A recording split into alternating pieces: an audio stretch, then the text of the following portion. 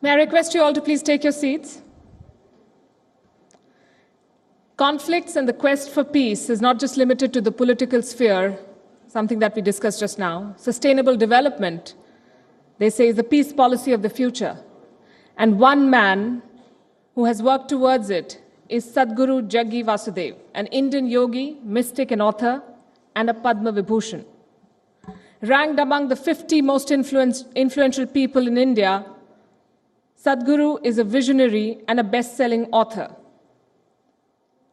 As I said, he was conferred the Padma Vibhushan by the Government of India in 2017, the highest annual civilian award in India, accorded for exceptional and distinguished service. It is our pleasure to have him with us today. I'm also happy to introduce you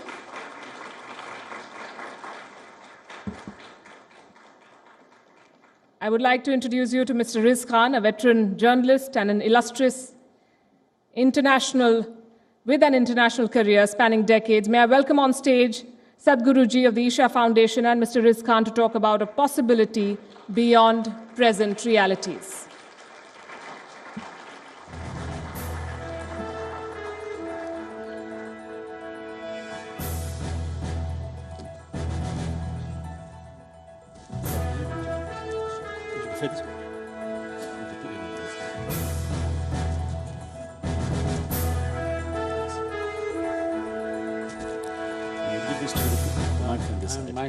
Oh, you mic'd up. Okay, good. Well, let's leave this here.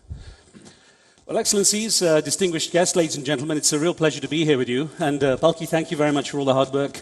You actually did the introduction, which saves me having to say, there's such a list of credentials Sadhguruji has, and Palki has mentioned some of them. I'm very honored to be up here because I always try to throw out these little nuggets of wisdom. Like saying, when I did things like Aikido, I would say things like, voice has already lost the argument based on these ancient wisdoms I would hear. Although I later discovered in marriage the man is always the one who loses the argument, whoever raises the voice first. But I did happen to be in Davos a couple of weeks ago, and I was sitting at a table with a very prominent Indian businessman. It might actually have been Shankaran Pillai, I don't know. But he was actually called up to speak, and I heard him say to his wife, just as he was about to go on stage, he said, "My dear, could you have ever imagined in your wildest dreams that I would be speaking at the World Economic Forum?" And she whispered back, "My dear, you were never in my wildest dreams." So be careful what you say. Sadhguru, it's such an honor to be with you and to have so much chance to speak with you on stage. I'm going to open it up to questions fairly quickly because I know our esteemed participants are very keen to speak with you as well. But I do have to ask you, at this time we have of raised tensions, at a time when people want to find unity, but they also want to deal with the stress and tensions of present horrors. How do you ask people to move forward, how to do things in a way which allows them to find a common ground? Good morning to everyone. Namaskaram.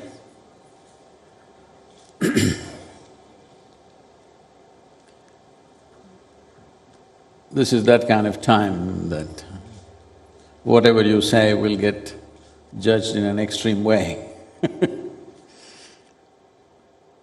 Well, there are good reasons for that for a whole lot of people. There are lots of dead bodies and lots of bereaved families. So there is emotion, strong emotions. But there are problems and there are solutions. When we invest in problems, problems multiply. It would be wise to invest in solutions. But in a democratic nation, when you take everybody's opinions and emotions and considerations, it's very difficult to move in any one direction because it's always trying to move in 10 different directions. But I feel this wouldn't be a very difficult problem to solve if there is an abstinence from daily violence that's unleashed in the form of terror. The old philosophy of 1,000 cuts is still being executed. When that's going on, it becomes very difficult to even talk about a solution. I think that's where we are right now.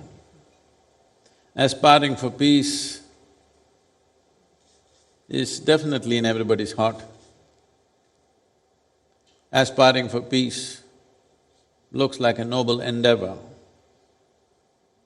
But practical situations have always been handled in different ways. It's not just today's issue. Forever, human conflicts have been happening. Because when somebody is aspiring for peace, somebody else takes advantage with one incisive, violent act. I think between the two nations, enough of those things have happened. Question of trusting each other just doesn't arise right now. So if you ask me, because when it comes to common people, their aspirations of economic well-being is one of the important things. As a region, we have 33% of the world's malnourished. So, the largest number of stunted children in the region, in the world, is in that region. So individual people and families, if you take them, their aspiration will be very economic. I feel putting economics as a front foot is the best way to do it. I think India made a serious effort in giving this most favored nation status to our western neighbor, but that did not yield any result as such. Today, it's sort of been withdrawn by putting 200%, whatever you call it, a cess or a tax or whatever it is. So, talking peace is a very fashionable thing. Everybody talks about it. But when it is being declared by the proponents of this violence very clearly, our goals are not geographic. That is, Kashmir is not the goal. Once we liberate Kashmir, we will liberate the rest of India. When these things have been clearly stated, I don't see how you can talk with the same people endlessly peace because it's ridiculous. So I feel the region has to make efforts to bring an economic prosperity. I think if the rest of the countries show economic prosperity, I'm sure people in Pakistan don't aspire for anything else, they also aspire for their well-being. It is just that certain forces in every nation behave like they represent every human being in that country, but it is not true. You should see the bonhomie that Indians and Pakistanis have outside the country. When they're outside that region, they do very well with each other. Once they are there, not possible. Sadhguru, for those who are maybe less familiar with some of the amazing things you've done, because you do work very hard, within India you had amazing success at helping people. What do you feel has been the biggest outcome on the projects you've created? What has been the most successful project in raising the quality of the lives of people in India that you've experienced? So we launched a comprehensive campaign called Action for Rural Rejuvenation. What I saw was, there are many projects, there are many schemes, government-endorsed schemes. There is budgets for it. But what is missing is people willing to take it in their hands and do it. They've been waiting for the government to do it. Government has that much mechanism to deliver, beyond that they don't have the mechanism to deliver. It's simply not possible for a government to come and change people's lives. It can provide certain infrastructure, certain budget, certain other possibilities, but cannot actually change people's lives. People have to stand up and do it. So when we started this, there were many issues. One important thing is different kinds of divisions in the society of religion, caste, creed. There are various things we did to overcome this. One significant thing we did was, when we did these programs together, one problem I saw was there was a kind of resistance to sit down together and eat, because your caste and my caste doesn't agree, your religion and my religion does not agree. We are not able to eat together. Then I tried to push it, then I saw a lot of resistance. Then I changed the whole thing into something else. I said, you don't have to eat together, we'll just play together. We just brought games into villages. No scripture ever has said that you should not play together, fortunately. No religious book has told them you should not play together. Somewhere it has been said you cannot eat with those people. But nobody said you cannot play with those people, because nobody thought of playing first of all. So we brought games in a very effective way in rural southern India especially, where today it's become a major movement.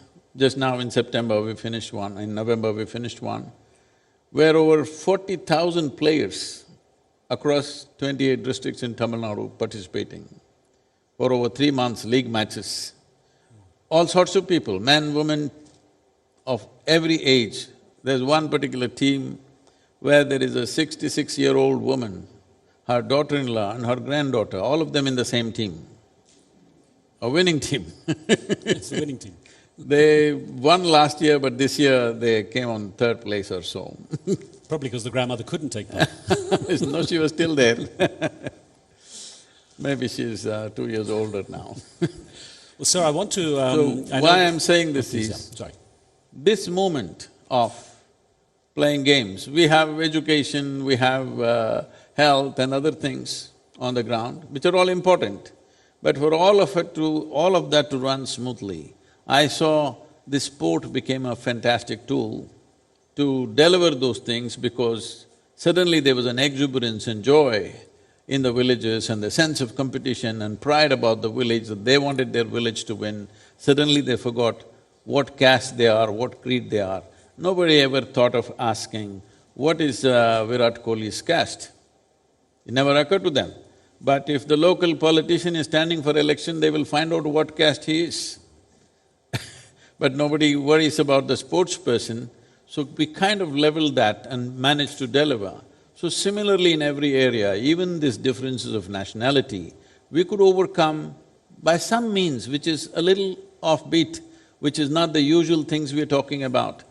Two religious people can never agree upon anything because they have been indoctrinated that way. Two armed forces cannot agree because their business is like that. Politicians cannot agree because that is the way things are with them. But this is the thing about business, why I said economics should be the front foot is, the nature of a businessman is such, if the deal is good, he will deal with the devil also. That's what is good about him. Well, let me do this. I know our participants are very keen to speak with you, and you've been very kind to say you're happy to take questions from the people who've joined us today. So I don't know if we have microphones on the ground, but we can certainly take a couple of questions. I promise I will get to the questions in the order which I see the hands go up, and the lady there has her hand up first. Let's see if we can get your microphone, just behind you, ma'am. I'll come to them in the order I see them. There's someone at the back there I see as well. I'll get to you. I'll get to you. Namaskar, Guruji. You hit the point very hard when you said that there's been so much senseless violence of late, and I think on behalf of all the participants here, we again once more pay our condolences to the grieving family and to a grieving nation. But my question is more fundamental. You understand soul better than all of us. What is it in the human soul that drives us to this violence, senseless I must say, and then derive pleasure out of it? Because unless, like you said, there's pleasure, we don't like to do anything. You talked about the joys and happiness that you brought with your games in the village, but what is lacking in our souls that we get pleasure out of violence? Well, I would like you to take away the senseless, because those are words of poetry. But violence makes sense to somebody. That's why they cause violence, because it makes sense to fulfill certain goals of their own. So let's not be in that kind of a utopian mindset that violence is senseless. No, there is sense to it, a very cruel sense to it, but there is sense to it because a whole lot of things historically have been achieved with violence. So people know if you are capable of unleashing a certain level of violence, you will achieve your goals. So it is not senseless. Only for somebody who's looking at only the blood and gore and not seeing the design behind it, it is not violence by default, it's not like crime. This is violence with design, driving towards a certain point, and if we do not stop it or if we do not counter it appropriately, their designs will be fulfilled. So it is not senseless, it is sense, but unfortunately, it's senseless for the lives. About your soul, we need to understand this. Once we identify with something, whatever is our identity, of caste, creed, religion, nationality, once we identify ourselves with something, the very nature of human identity is such that we will start working for that identity. That identity becomes more significant than life at some point. We're willing to live for it, we're willing to die for it. It may be a family, it may be a nation, or it may be a religion or a race, but once you identify with something, that's how human mind works. To create a world beyond these identities, well, that's the ideal, that's what we all strive for. But is that reality close by? No. I'm not somebody who lives in a dream state. I live in this world, I know the realities of this world. Are we anywhere close to that? No, we are not. But today that possibility of taking ourselves in the direction of beyond identity kind of world, beyond limited identity kind of world is much more a possibility than ever before because technology has made the borders of the nation, the borders that you set forth in so many different ways of societies is kind of broken and it's become very porous. Young people are communicating with each other, it doesn't matter, there is war or peace, they're communicating with each other. So there is a much bigger possibility today of taking the world towards a humanity which identifies as humanity, not with race, religion, nation, whatever else. But right now the reality is, nation is the largest segment of humanity we can address for solving any problems. We are still not in that kind of state where we can address the entire globe. We have not come to that state where we will embrace each other and live in absolute joy or peace. That is not anywhere close. So nation is the largest piece of humanity we can address, so that identity is probably better than other identities within the nation. So in that context, national boundaries should have been settled, especially when we got our independence. We should have settled our national boundaries one way or the other. Little give and take somewhere and we should have done it whichever way. But we have not done that, we are still living with a LOC or line of control, which is all the time out of control. So fundamentals of making a nation, there are many aspects to a nation. One basic piece of it is sovereignty of the nation. That means we know where our nation begins or where it ends. When that is in constant confusion, then these fights become inevitable, unfortunately. I think it is time, one way or the other, we must settle as to what is our nation, what is not our nation. If we don't settle this, we will bleed generations to come. I'm going to try to get to the hands in the order I saw them. The gentleman there is next, and then I know at the back we have two as well. We'll get to you. Sadhguruji, I have a question. My name is Guru Raj Rai, and I want to know from you your view on giving and forgiving. Is it essential for a pleasant human experience? Well, first of all, why do you accuse somebody of something and then try to forgive them? I don't forgive anybody because I don't accuse anybody of anything. Everybody is doing what they know best. What they know best may not be the highest thing in the world, but they're doing what they know best. Can we evolve people to a higher level of thought, emotion and action? This is all it is about. But every human being is functioning at the level that he or she is. So where is the need to accuse them and then forgive them? I'm not for forgiving because I have no bitterness about anybody, so why should I forgive anybody? There's no such thing. About giving, what is there to give? We come with nothing. Did you come with an investment into this world? Then how are you going to give? There is nothing here which is really yours. Presently something may be under our care, to use it to the best use, to the maximum number of people should be the goal. There is nothing to give because it never belonged to you. You pretending to give something when it doesn't even belong to you. I think these values have been, spread around the world, giving, I don't know what to give. What is there to give? Only if you steal from the world you can give, otherwise what is there to give?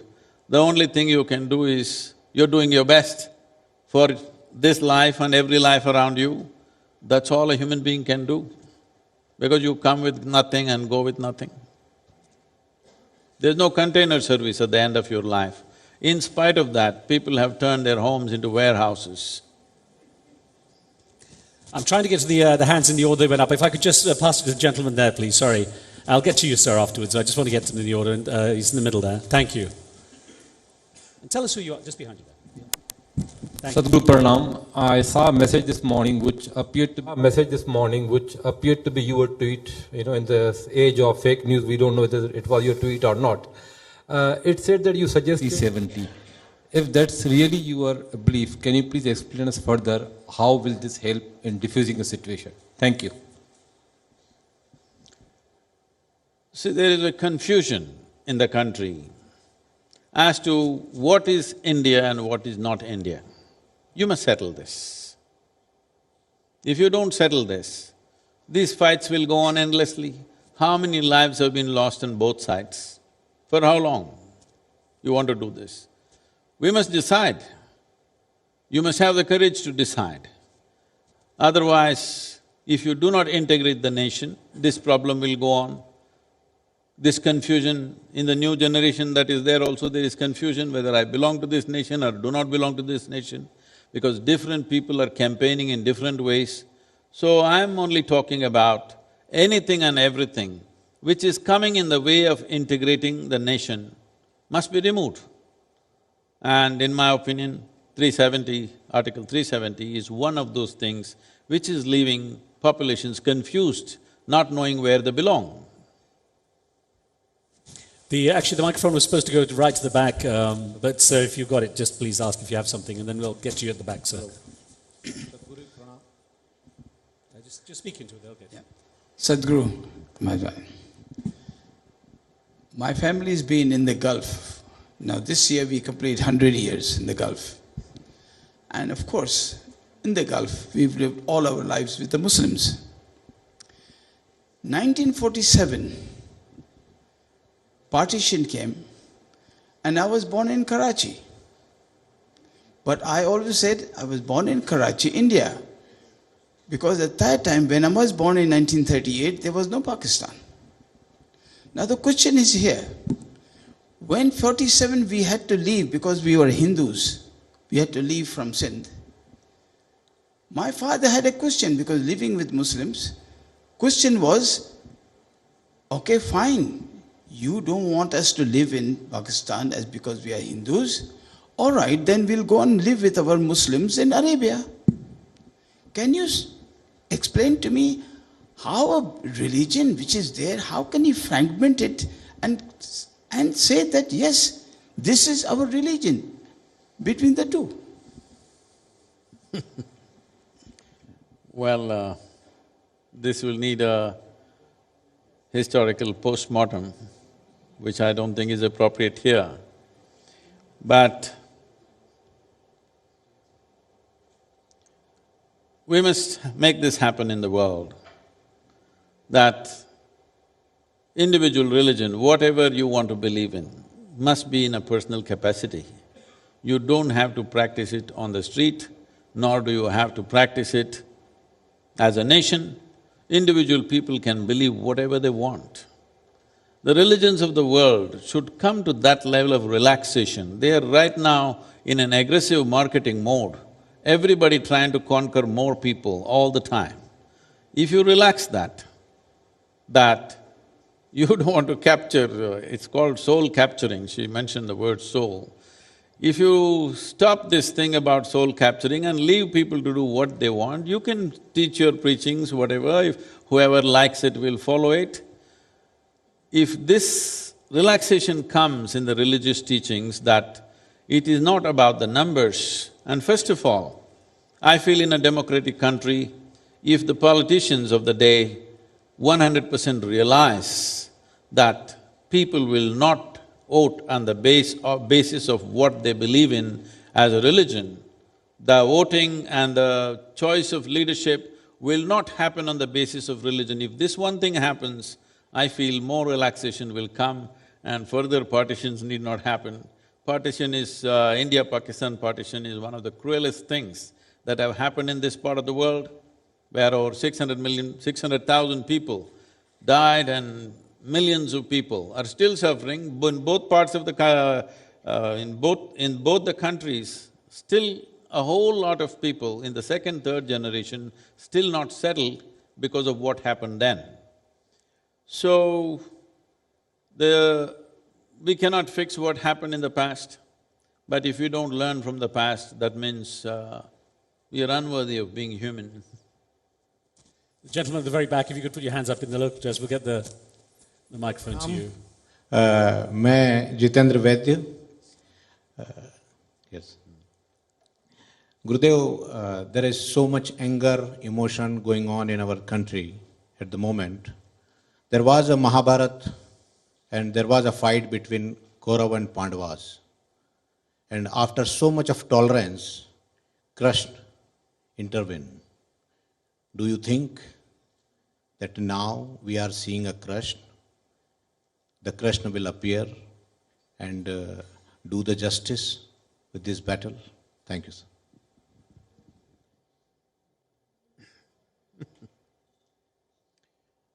This is a very Indian problem. We always think somebody will come from somewhere and save us. It's very important to understand. Then also he did not come. He was there, just like you, but took responsibility to see if he can sort out a few problems of the day. Similarly today, if we stand up to sort out the problems, we may succeed, if not all out, at least to the extent that we can in our lifetimes. But expecting some Messiah to come from somewhere and transform our lives, this must go.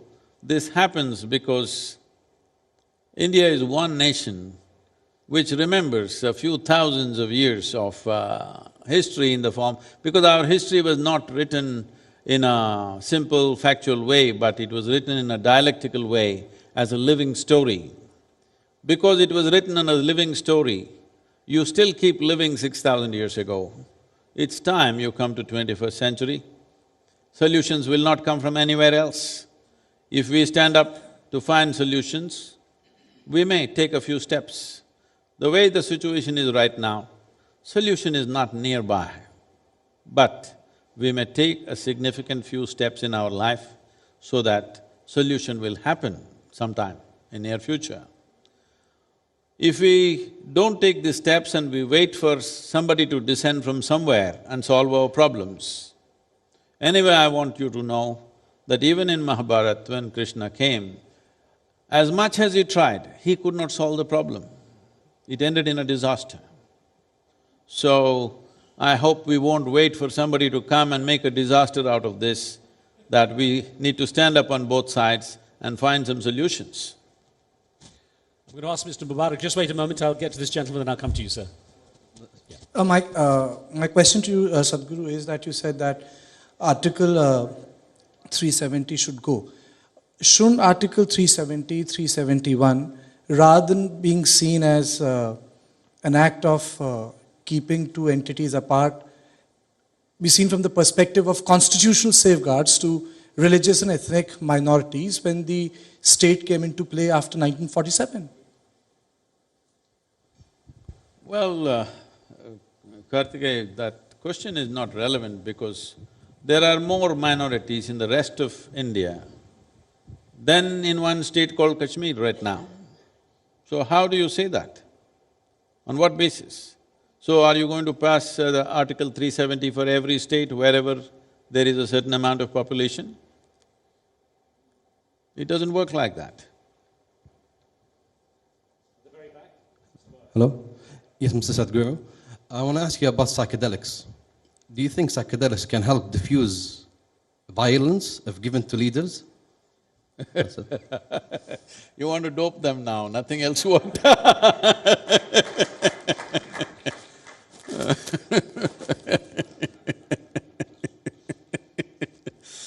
Okay, well, it could be a solution. They'll be so preoccupied with the dragons that they won't worry about each other. See, we need to understand this. We're always thinking one leader is the problem, either here or there. We need to understand we are democratic nations. In Tamil language, in southern India, in Tamil language, the word for democracy is Jananayakam. That means people are the leaders. That's what it means, people are the leaders. We cannot simply say that if you give drugs to one leader, our problems will be over. It's far more deep-rooted than that. Well, the majority of the population may not be involved, even if it's 2% of the country's population, but it is a very dynamic 2% population. 98% population may be there, but they're little sleepy. Maybe they're already drugged. They are in a way. They're drugged with their lethargy, they're drugged with stories of their own, they're drugged with these kind of beliefs that somebody will come and save them one day. No, I think we need to get them off the drugs. They're on different kinds of drugs which is putting them to sleep. It is important to awaken people, not to put people to sleep. Putting people to sleep is a temporary answer, and when they come back, you don't know what all they will do. When the drug wears off, we don't know what they will do. So, that's a colorful idea though. So the lady in the middle, if you put your hand up, we'll get the microphone to you. I'll come to you in just a second, ma'am. Please, sir, go ahead. Guruji, it's an honor to be here. Thank you so much among such fine people this morning. In the panel earlier, one of the gentlemen mentioned that the voice of the leadership of our nation is not necessarily the voice of the people. And in a way, you actually led me to my question when you mentioned Jananayakam, which is of the people, for the people, and by the people. So, on one hand, we're talking about empowering people with making decisions that will benefit the nations. But these are the same people that are intolerant when it comes to portraying a fictitious character on the big screen, and they threaten to behead her. Why are we so intolerant, is my question, and directly related to the Year of Tolerance in UAE. I didn't get the point of beheading somebody. Related to the Padmavat controversy when the actress was… so, we're talking about empowering people, and then we have the same people coming up with trivial issues, which is when we have bigger issues to deal with. See, democracy leaves people with a certain amount of privileges without any particular mechanism to insist on a responsible behavior from everybody. So a whole lot of people misuse these privileges in different ways. Don't take that as the standard. That's not how most people are. Anyway, about whether the leaders represent people or not, the argument generally is, well, only 60% of the people voted. Out of that, the present leader got only 31%, so how can he be the nation's leader? Well, what the hell are the remaining 40% of the people doing? When they have not voted, they have no rights to comment either. So if it matters to you, you must stand up and vote, it's a privilege, you must exercise that.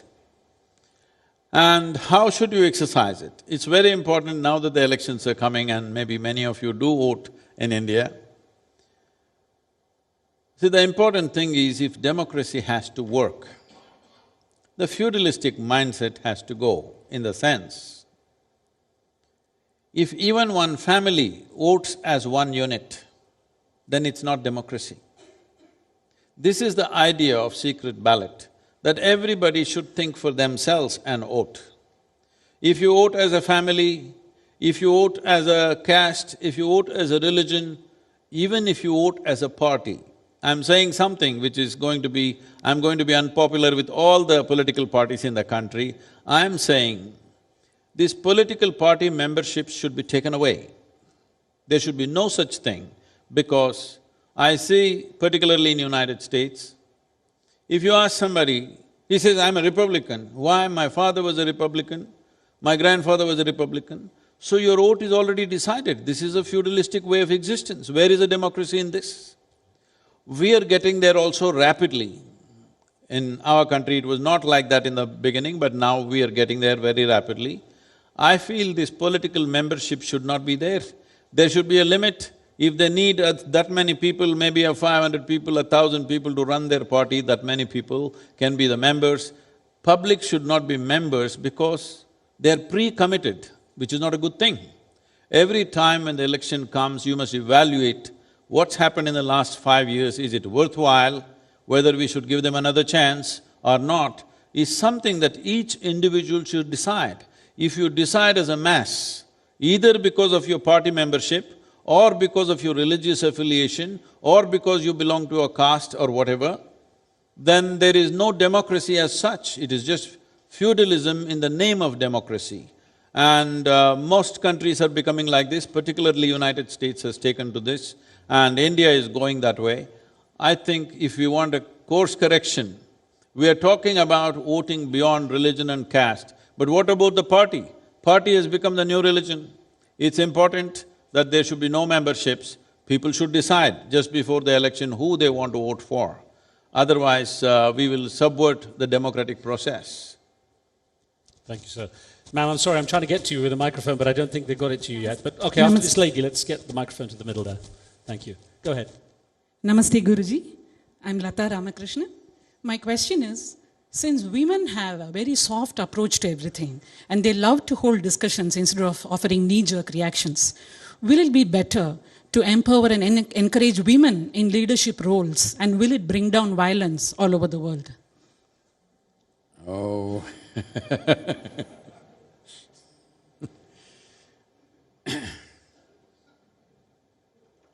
With all due respect to the ladies, whenever there were women leaders, either in the world or within our country, in the States, unfortunately, it's not been proven so. So, I wish if that was the option, it would be very easy to shift to that, but I don't think that will solve the problems because there's no evidence to say that. I have to share an interesting story that apparently Winnie Mandela, while Nelson Mandela was in prison, of course she was a very strong figure in public, when Nelson Mandela came out, they went to visit Margaret Thatcher in 10 Downing Street, of course a very strong woman leader, who all the men in her cabinet, by the way, were terrified of her. Winnie Mandela was obsessed to meet Margaret Thatcher, and in this tiny cocktail party in 10 Downing Street, she spotted her across the room. Winnie Mandela barged her way across and confronted Margaret Thatcher, who was in the middle of a conversation, and said, "I hear they call you the Iron Lady." And Margaret Thatcher was a bit put out by being interrupted like this, and she said, "Well, yes, one has been known to be called the Iron Lady." And Winnie Mandela said, "Well, I am the Iron Lady of South Africa." And Margaret Thatcher said, "For whom do you iron?" Ma'am, thank you for your patience. Namaskaram, Sadhguru. Thank you, Riz. Sadhguru, different topic. This wonderful youth and truth that you're doing gives me hope for an India of the future. Could you tell us something about your experience with this? Are more and more of the young people coming to Isha Foundation getting more involved?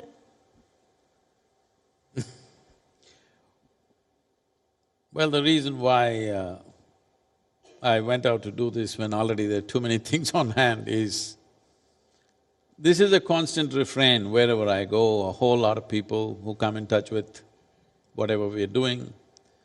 They are 50, 60 years of age, and the first thing they say is, "Sadhguru, where were you when I was 20? Now you come when I'm 60, what am I supposed to do?" So I've heard this quite a lot all over the world. Then I decided we'll step out and meet all those people who are below 25 years of age. And it's been a wonderful journey going to these various universities, both in India and United States. Today, I think we have invites from over 260 universities across the world, and I don't know how many we can fulfill. But the important thing is we have built a question bank of over 100,000 questions. We are hoping in the next year or two we will answer these questions to whatever extent possible.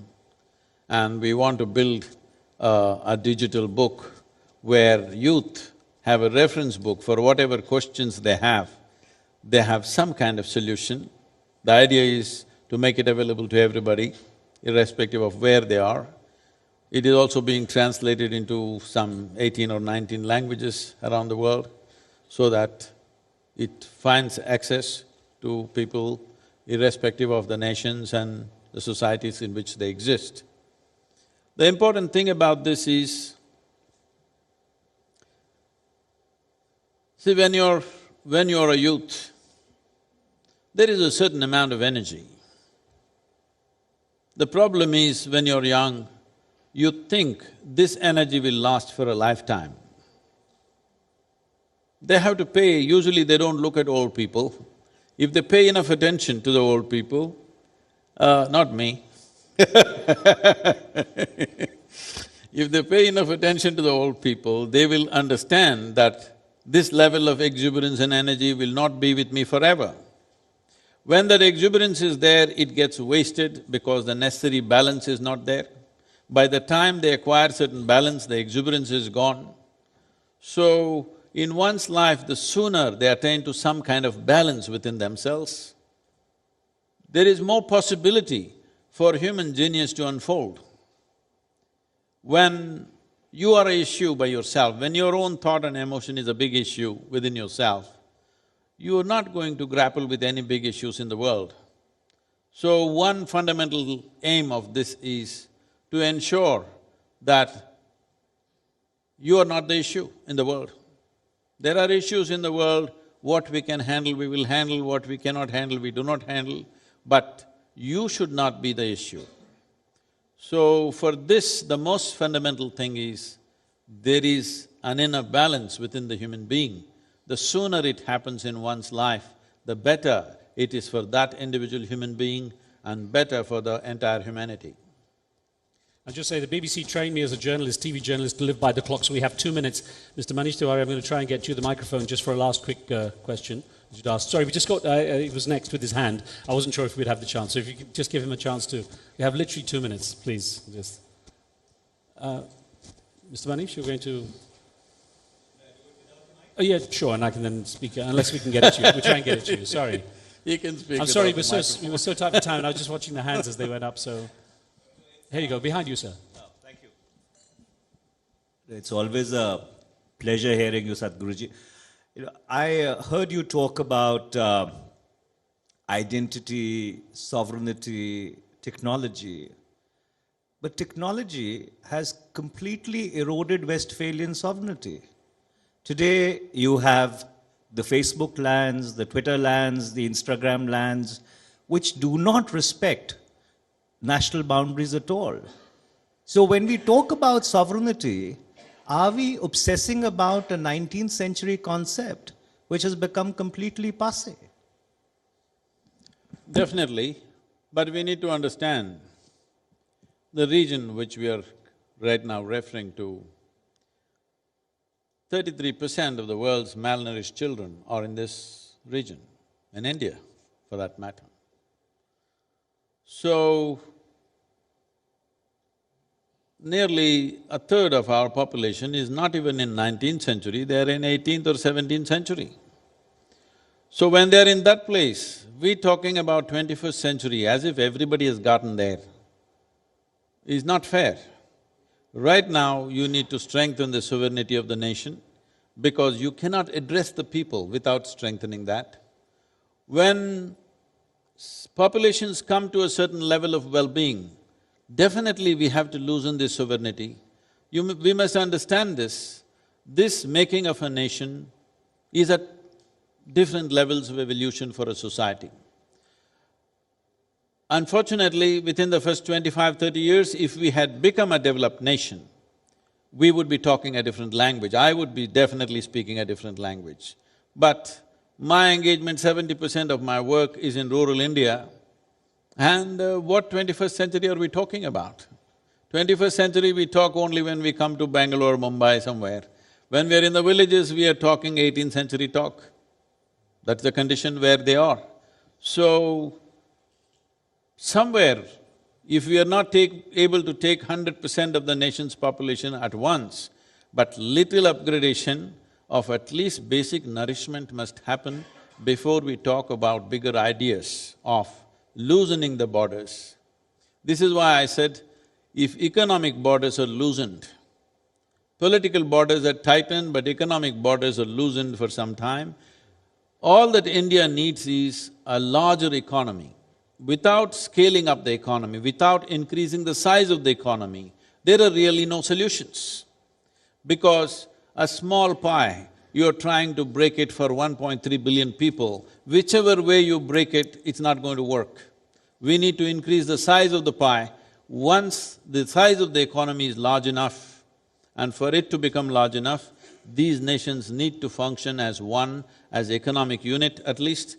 At least there is some kind of loose union of doing our economics together, then we can talk about loosening of the sovereignty of the nation itself. Otherwise, you know, the most affluent nations are building walls today because when the disparity is so big, then people who have something want to protect what they have. People who don't have something want to come there. Right now, the biggest problem in the world, which we are trying to address through certain processes is, it is estimated in the next a decade or decade and a half, over 1.5 to 2 billion people will migrate. Why would anybody want to leave their homelands, their families and everything and move to some other place? Every day, a few hundred people could be dying between Africa and Europe. Media doesn't report it in a very controlled way. But maybe they will report the dead. You can report the dead, 100 died, 200 died, whatever died. But can anybody report the suffering that the living are going through? Those men and women dragging their children and small possessions and going away from their homeland, that suffering, who is going to report it? Who is going to ever understand that suffering? So this migration has to stop means we are looking right now, trying to move with the United Nations and a few other agencies as to how we can spread the world's investment into impoverished societies so that business could be done in a different way. So if we don't do this within the country, and India is a world by itself, with 1.3 billion people, it's a world by itself. If we don't move people upward in economic terms, talking about loosening the boundaries at this time won't work.